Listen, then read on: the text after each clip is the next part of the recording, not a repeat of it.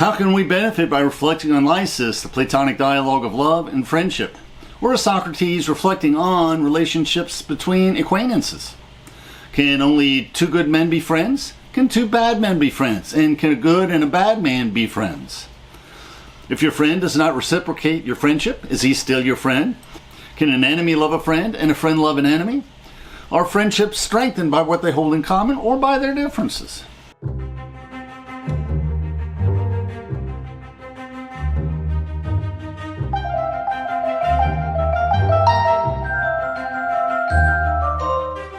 Please, we welcome interesting questions in the comments. Let us learn and reflect together. At the end of our talk, we'll discuss the sources used for this video. Please feel free to follow along in the PowerPoint script we uploaded to SlideShare. There are three Platonic dialogues on love and friendship according to many scholars. The early dialogue on love and friendship is Lysis, which we will discuss today, and the two later dialogues that contrast romantic or carnal love to divine love. The Symposium, where the dinner guests, then Socrates, composed speeches on love, and the Phaedrus, with the famous metaphor of the heavenly chariot pulled by one immortal divine steed who wishes to steer upward, and another mortal carnal steed who pulls the chariot back down to earth. And these steeds represent the competition between base and divine loves in each of our souls. We also include the dialogue in Alcibiades as a dialogue that explores the friendship between Alcibiades and Socrates. And we will also cut a video summarizing these four dialogues on love and friendship, examining the question of whether Socrates condones homosexuality and pederasty, which is men-boy love. The Socratic dialogue of Lysis is disturbing for those who are less tolerant of homosexuality. In this dialogue, Socrates is accompanying the older men Hippothales and Ctesippus to the Gymnasium, where the 12-year-old Lysis will be exercising with his young best friend, Menexenus. Hippothales has a crush on the young Lysis, and Ctesippus complains that his older friend even composes love songs about the young Lysis. Socrates agrees to try to provide an entree for Hippothales to converse with Lysis to get him to know him better. Now, everyone matured quicker out of necessity in the ancient world, as people did not live as long as they do today. Often they passed away before they were 40. For example, Alexander the Great first commanded an army as regent when he was 16. So 16-year-olds had far more responsibilities in the ancient world than they do today. However, boys at 12 in the ancient world were still 12 years old. Lysis shows no interest in Hippothales, but everyone knows he's always drawn to a debate. Socrates starts a discussion with Ctesippus, enticing Lysis to join in the debate. Socrates then engages Lysis in an exploration on the nature of friendship. Since Lysis is quite young, Socrates does not seek to prove him a fool. Instead, he proposes philosophical queries about love and friendship, which they both discuss. After all, philosophy is the love of wisdom, and philosophy should be our first love, according to Socrates. Before they discuss friendship, Socrates opens with a series of what appears to be grooming questions, asking whether his parents truly love him, since they restrict what he can do. And Lysis responds that his parents indeed are quite protective, since he is not yet of age, and accepts that, in some respects, his slaves can do some things, like lead the horse in their cart, that he cannot do. Socrates notes that Hippothales is quite shy, so he decides not to encourage Lysis to converse with his suitor. This reluctance can be due to the fact that all the old men like to observe gymnastic exercises and competitions to ogle the nude young boys, that pederasty in the Gymnasium was likely illegal in Athens.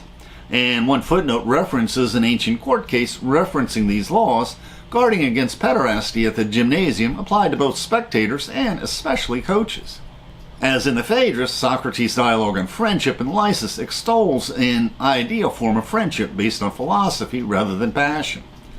The dialogue ends with Lysis noting that it is late, and that his parents will be expecting him to return home soon.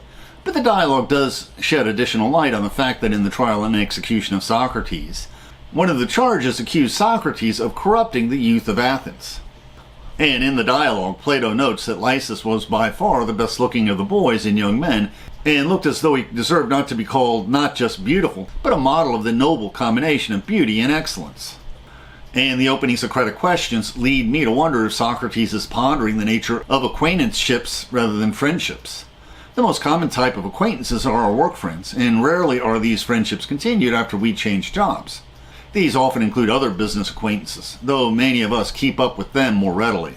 And from the dialogue, Socrates, will we be anyone's friends? Will anyone love us in those areas where we are useless? Of course not. Socrates, so if your father does not love you at the moment, that is because no one loves anyone else insofar as he is useless. Now I see this as a grooming question, as Socrates has pointed out that his father doesn't trust Lysis to be independent, going where he wants to go. And Socrates says, it follows that everyone will love you and be on familiar terms with you if you become knowledgeable, because you'll be helpful and beneficial. But if you don't, no one will love you, not your father, nor your mother, nor your relatives, nor anyone else. Plato seems to be advancing a utilitarian type of love, although we all seek friendship with those who will contribute to our friendship. Yet, once we befriend someone, we should not keep score, but help our friends however we can. But his comment that his parents would love him if he is not useful seems odd. Dr. Wikipedia suggests that Plato means that children please their parents when they excel at a task.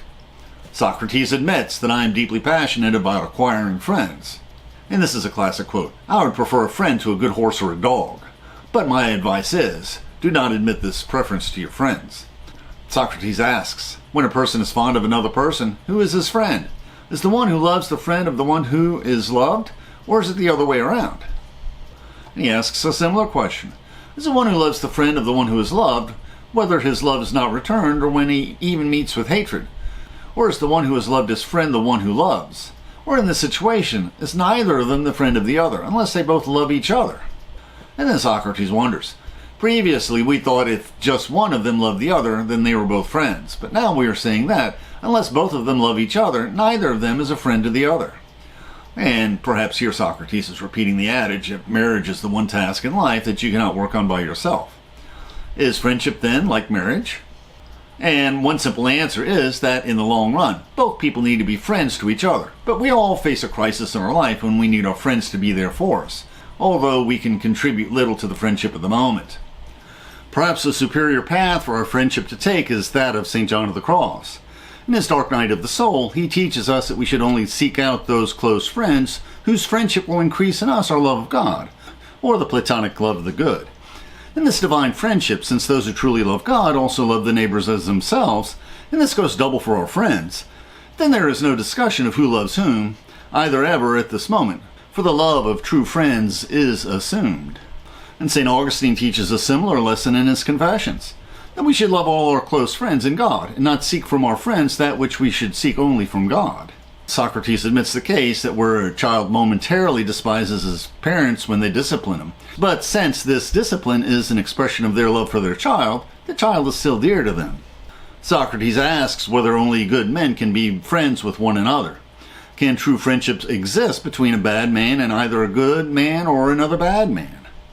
And the response of St. John of the Cross would likely be that friendship with a bad man will draw you further away from the love of God, poisoning your soul, leading you away from salvation. And in this context, I see salvation as the improvement of your soul. Friendship with a good man leads you to love and compassion, and friendship with a bad man leads you to hatred and cruelty. Socrates asks whether you should have much in common with your friends. He observes that Hesiod points out that poor people have no choice but to be friends with rich men, and that weak people are forced to be friends with strong people whose support they rely on, and that sick people are bound to be close to their doctors, and that laymen must inevitably value and love experts. And Socrates points out that though many friendships form because of what they hold in common, that sometimes friendships can be strengthened when there are differences. Once a boss of mine asked me if I thought he was a good boss, and I responded, "Chuck, it's not your job to get along with me. It is my job to get along with you." And this questioning by Socrates suggests that this dialogue is more about acquaintanceship than friendship. Socrates asks, can an enemy love a friend, and can a friend love an enemy? The Christian answer is when Jesus exhorts us to love our enemies. But Jesus does not exhort us to be friends with our enemies. You can only be friends with someone you trust, and someone who, in the long run, returns your love. And you're allowed to choose your friends, just as you must only choose one to be your spouse. And Socrates, I think, is sloppy with his definitions. He never really defines what is good and what is bad. He does admit that there are those who are only partially bad. When, despite the presence of badness, it is not yet really bad, the presence of badness makes it desire goodness. But when in the presence of badness makes it really bad, it loses both the desire and the friendship of the good. When someone is neither bad nor good, but actually bad, then it is impossible for the bad to be a friend to the good. While motives matter and only God can see into our heart, we often deceive our neighbors and often ourselves about our evil motives. We should always seek to see the best in our neighbors and friends, and when we do that, we will bring out the best in our neighbors and friends. And it is better to think the best about our neighbor and be mistaken than to think the worst of our friends and be mistaken. One example of friends who bring out the best in each other is David and Jonathan, son of King Saul in the Old Testament. And the stained glass windows here celebrate faith and valor and love and loyalty. Near the end of the dialogue, Socrates leads the discussion to romantic or carnal love. Socrates, whenever one man desires or lusts after another person, boys, he won't feel desire or lust or affection unless he were in some respect close to his beloved, thanks to his soul or to some cast of his mind or to his personality or to his appearance. And Menexenus says, quite so, but Lysis kept quiet. And Socrates, what we have found is that we are bound to love that to which we are naturally close. Menexenus, so it seems.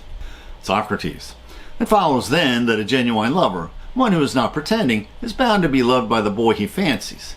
And now this sounds like grooming to me. And this makes the boys uncomfortable. Lysis and Menexenus could hardly bring themselves to nod their assent to this. But Hippothales' pleasure showed in the variety of colors he turned.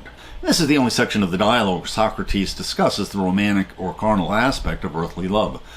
Socrates instead seeks philosophy, and in Greek this word means love of wisdom. Philosophy is the divine love that Socrates primarily seeks.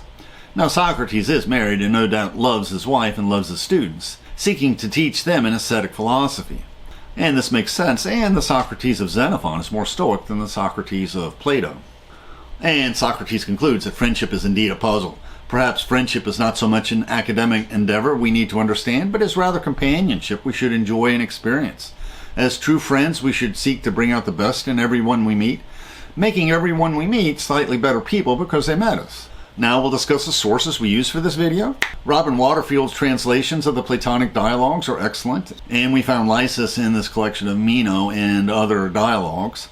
Barnes & Noble has an excellent collection of the main Platonic dialogues with a classical translation by Benjamin Jowett, which we also found free on the internet in the Gutenberg site. But a problem with a lot of the free translations on the internet is they don't include footnotes. And in our other videos on the Platonic dialogues, we included insights we gained from the great course lectures by the Platonic enthusiast, Professor Michael Sugrue, but he did not talk about Lysis. When listening to his lectures, you can understand how some in the ancient world came to view Socrates and Plato as religious philosophers. The YouTube description includes a link to our PowerPoint script that we uploaded to SlideShare and also our blog. Please support this channel by sharing this video with your friends and by clicking on the like and subscribe buttons and by clicking on the Amazon links to purchase any of the books we discussed, which will earn us a very small affiliate commission. And please consider becoming a patron of our channel. Plus, we will host special discussion groups for our patrons. Plus, you can click on the Meetup or small M icon to participate in our online discussions, where we practice our future YouTube scripts. And please click on the links for other videos that will broaden your knowledge and improve your soul.